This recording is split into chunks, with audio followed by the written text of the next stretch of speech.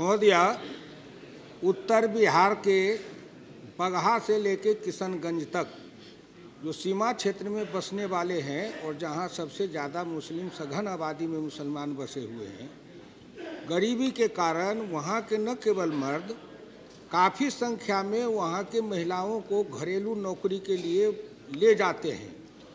गरीब हैं, अशिक्षित हैं, न उनके पास में शिक्षा है, न उनके पास में पैसा है। लाचारी में उनके पास में मंत्री जी कह रहे थे कि वीज़ा है या नहीं है, वो तो एजेंट उनको धोखा देके, फरेब देके, सच झूठ बना के और नौकरी में ले जाते हैं। वहाँ ले जाके अगर कोई लौटना चाहे तो उनको झूठे मूठे छोटे मोटे मुकदमा बनवा के जेल में डलवा देते हैं एजेंट के साथ और जिनके घर में काम करते हैं उनसे मिल के, क्योंकि वो नहीं चाहते वहाँ के जो गल्फ कंट्री वाले हैं कि ये मजदूर लोग यहाँ से चले जाएं, जिससे उनके यहाँ ज़्यादातर घरेलू नौकरी में रखते हैं। सबको ले जाते हैं, इंजीनियर को, ग्रेजुएट को, एमए को, कहते हैं तुमको इंजीनियर में रखेंगे, तुमको ये सर्विस में रखेंगे, और वहाँ जाके उनको घरेलू नौकरी में रखते हैं, नौकर के जैसे मजदूर बना के रखते हैं।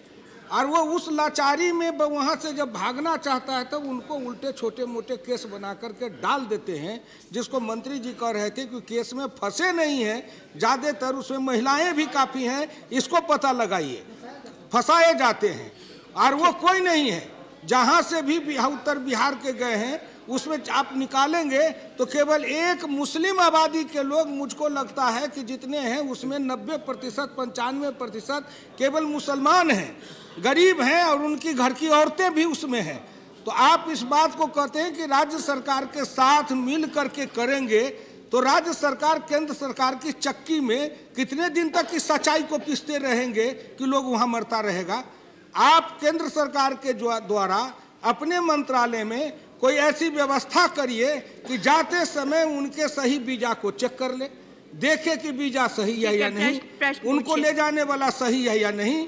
और एजेंट अगर कैंसिल किए हैं तो कैंसिल करना कोई बहुत बड़ा क्या कहते हैं सजा नहीं है।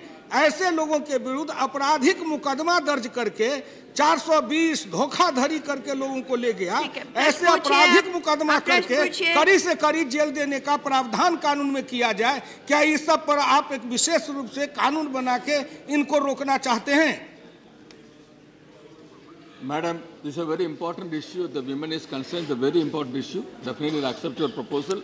But after, for the last many years, after I took over, Madam, I made the following restrictions on the women going abroad for a domestic or anything. Number one, age must be 30 and above. Below 30, nobody can go. But that you checked in the airport there too. Then my minimum wage has been fixed for the last 3 years, for the only 3 years or 4 years, $250 per month. That's the minimum wage fixed for the ladies. Then security deposit to take any women abroad, they have to pay $2,500 as deposit.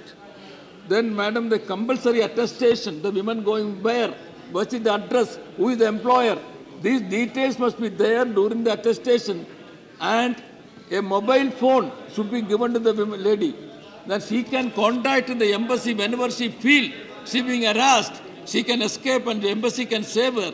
So these are